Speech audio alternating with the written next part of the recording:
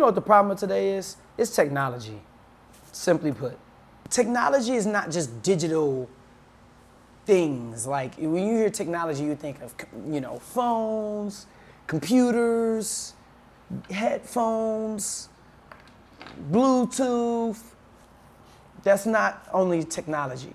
No, technology is, definition, the application of scientific knowledge for practical purposes, especially in industry. What that means is that a blowtorch is technology. A corkscrew is technology. So I don't think technology, the application of knowledge for practical purposes, is a problem. I think technology nowadays, what we do with technology, how we use technology, is a problem. The way we use technology is valuing speed and efficiency as the main determining factor of our evolution as a species. How fast can we get things done? How fast can we get what we want? And that does not make society evolved because we can drive cars instead of riding a horse. That doesn't make us evolved. No, that is modern thought. That is the result of modern thought. Knowledge being used and grouped together for the sake of efficiency and speed, because that's the actualization of, progress of humanity. I completely disagree. A lot of people really think that we're evolving. Now, one thing I just want to propose and put out there. Everything in our world has a beginning and has an end, even time and space. This book will not last forever. This computer will not last forever. This will not last forever, whatever this is. These clothes and all, it's an end date, period. Everything, even me. A flower will die. The tree will die, right? All of these things around us will die. Even science says the sun eventually will die. Everything dies, right? So why do we think, I think it's because we really want it to, we hope. Why do we think that human beings are in a constant state of evolving? I don't know, beats me. Who says we're right now at the we're at the break of just optimum human potential? Who says we didn't already reach that? Who says that the peak wasn't already reached and we're on the downslope? Who knows? Because I can say, oh, here's my mom on the phone right now. Wow, she's not even here and I'm talking to her on the phone. This makes me a more evolved person. It does not make me more evolved that I can talk to my mom through a phone signal. That doesn't make me more evolved as a human being. That may mean that the technology we make works in ways that it didn't work before. We figured out other ways to use, knowledge around us that has been gathered through sciences. We found new ways to use that. That doesn't mean those new ways have made us grow as people. That does not mean that. And it doesn't also mean it made us de-evolve. That doesn't mean that's what it made. But what I'm trying to say is that everyone keeps talking about that we're evolving. But when is that point that we reach the peak? Because we know that human beings have an expiration date. If we're just talking about science right now, let's talk about science. Human beings have an expiration date. Everything that we know in our world has an expiration date. All beings go extinct. But that last human being that's just holding on, is that was the height of man at that point. I don't think we all think about these things enough. We all are saying we're evolving because of this. Because of this. Huh?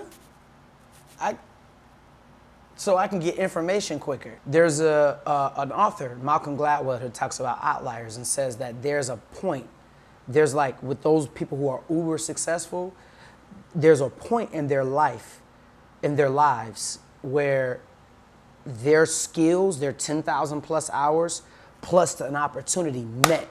And that is what took them to the next level and gave them that supreme achievement over many people. I believe that there was a time for human beings where that may have came, and we may have achieved what we needed to achieve at that moment. It was the perfect time, and human beings did what, with all the information and knowledge we had, we reached a peak. But now we're just kind of just slowly, or maybe even quickly, just kind of fading out. And I believe that technology aids to that. I believe the technology we're using now is giving us the incorrect expectations. We are impatient. We are being mastered by our environment, not the opposite. You can say, oh, I hate this company, this tech company, because of some social stance they did or did not take. But at the end of the day, eventually, because of them being so easily accessible or convenient, we use that service. We support that business, even though we hate it. Because really, it's hard for us to stand for something when it's going against our own convenience. That's not mastership. That's not discipline. I believe human beings have lost a lot of our discipline. If we are indeed, witnessing the decadence of human beings, I believe that we are not helping with technology the way that we use it today. No, not at all. And in that, we are also indulging in promotion of self. Individuality, me, culture of me. This is what modern thought, philosophy that started, which I'll get to at a certain time, this is the results of that. These are the consequences of that. We're going to stop believing in anything that's not practical, that doesn't give us what we want when we want it, which includes God. And Neil Postman, I don't know if he was spiritual or religious or not, but what he was stating was very profound in my opinion, because he was talking about the fact that God, whoever your God is, if you believe in God, does not give you answers when you want them. Often we know that. Like, I'm just going to give you an answer right now. Not when you want them. And it may not be the answer you want or that you were looking for. God may not ever give you an answer. God may not ever give you an answer, right? We are going to devalue anything that operates like that because it's going to seem like it's not evolving with us.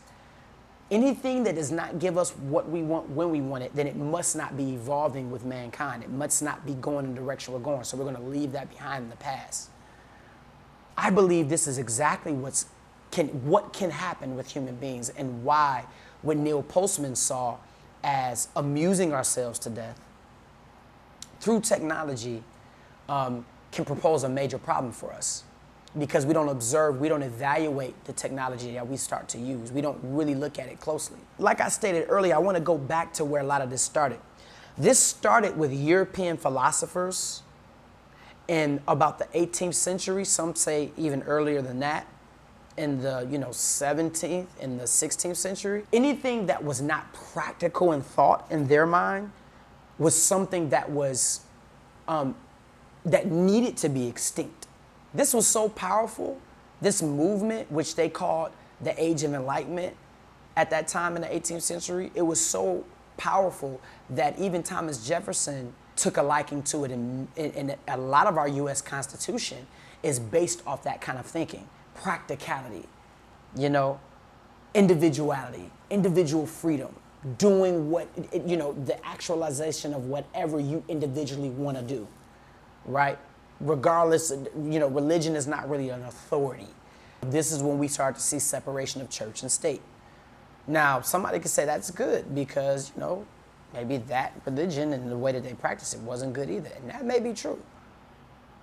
But see, church is just a word for,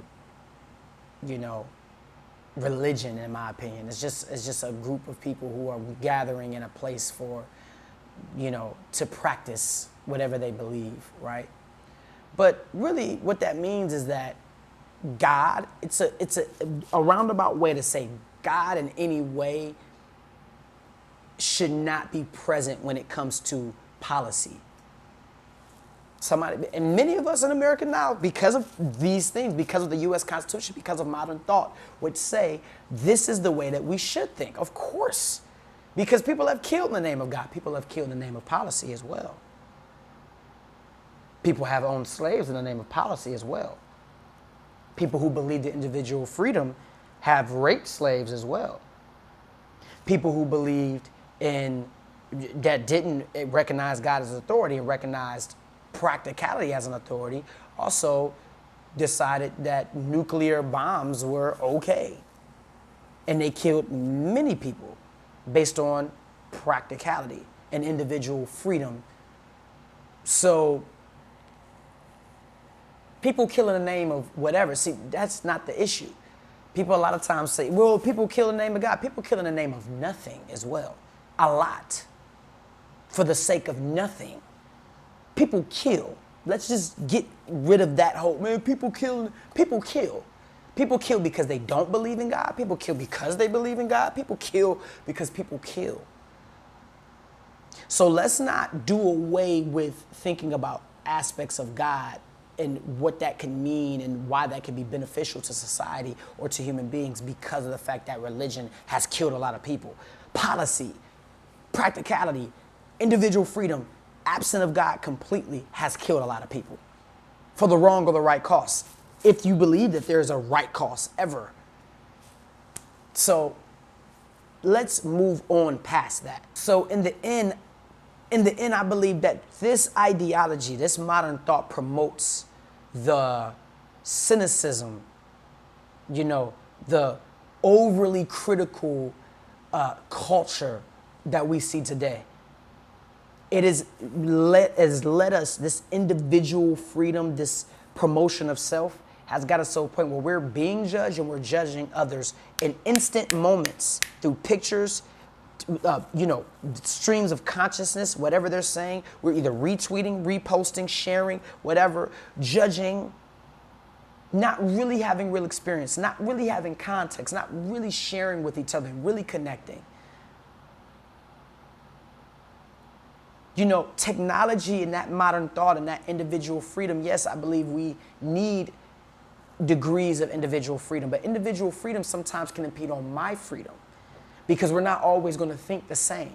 We're not always going to have the same opinions on what individual freedom is. The only way individual freedom works is if we all in a utopia agree on pretty much whatever the pursuit of happiness and the standard of life should be for every human being.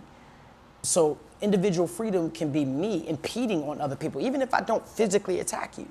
My individual freedom can trouble other people, other groups of people, can even trouble myself. See, in ancient times, there was an overabundance of not only acknowledging that there's some truth that you don't see that's beyond us, but it was an overabundance of information in other ways, in a spiritual sense.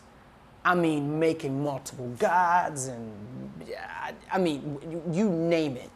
I mean, sacrificing multiple people in groups and mass groups and throwing them in fire for the sake of a god or a harvest or whatever they wanted to come to them. Somebody could say that makes them unevolved. I don't think it makes them unevolved. I think it makes them unaware. They're unaware of the truth. The fact that killing a whole bunch of people for a harvest and a whole bunch of babies for a harvest, in a spiritual sense, whatever the case may not be the thing that you really want to do. They want to know the truth. They knew there was something out there, but they just did whatever. They actualized whatever they thought. This was the reason why modern thought came to be, because they felt that the people before them were just way too over the top. But now we're way too over the top with practicality and individual freedom and, the disbelief in things that we can't see and perceive and control. Just super cynical. Where in the past, they were just overly emotional and overly, in the ancient times, just too much. I mean, leaving one God and going to the next quickly. So the real issue is here that we want to know the truth. We want to get to the truth, and we know information will get us there. That's in ancient and modern times. We want information. We need more information. That's what we feel. We need more information. We don't know how to filter that information. We don't know what's true. We don't know what's not. And we feel like we just have to use evidence and practicality in this day and age to get there. And back in the day, they felt that they needed to use sciences that were of a spiritual sense to get there. We don't know the truth. And we're still looking for it to this day. All of this technology, we still don't know what's really going on here. Right? We want to know the truth. Simple as that. But there is a truth, though. In ancient times, they struggled trying to find it. And in modern times, we don't even believe it exists. But that truth is there. It's out there.